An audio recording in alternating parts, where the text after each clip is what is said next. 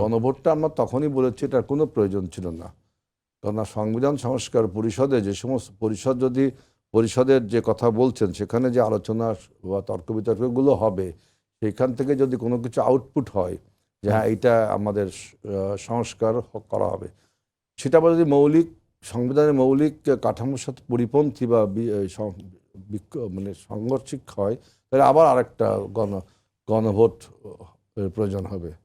সুতরাং এই আগের গণভোটটি এটা আমি বলেছিলাম যে এটা কি কোনো প্রয়োজনীয়তা আছে? প্রয়োজনীয়তা আছে এই জন্য যে একে অপরকে বিশ্বাস করতো না যে তারা ওই যে সংবিধান আপনার সংস্কার করবে না, বিভিন্ন সংস্কার করবে না, এই বিশ্বাস উৎপাদনের জন্য এই আপনার গণভোটটা করা হলো। আরেকটা বলছে যে জুলাই চেতনার সাথে অপমান করা হচ্ছে।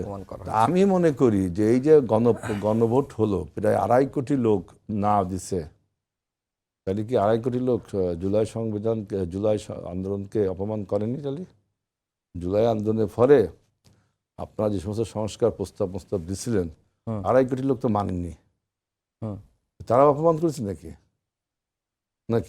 সুতরাং বলা হচ্ছে যে আপনি এমন একটা জিনিসের গণভোট করেছেন যে মুক্তিযোদ্ধার পরে যদি বলা হতো যে মুক্তিযোদ্ধা ঠিক কি বেঠিক এর হা না ভোট দেন, একটা ভোটও যদি পড়তো এবং অর্থাৎ এই ধরনের আইডিয়া, এই যে গণভোটের আইডিয়া আগের থেকে যে দিলেন যে এই বিষয়ে সংস্কার করতে হবে, হা না, সবাই হায়ের পক্ষে প্রচারণা করলো, কিন্তু না তো 2.5 কোটি ভোট পেয়ে গেল। আপনি এই আইডিয়াটাই আমার কাছে একটা রং আইডিয়া ছিল। জুলাই চেতনার সাথে কি তাহলে 2.5 কোটি লোক বেইমানি করলো? যা না ভোট দিল তারা কি বেইমানি করলো?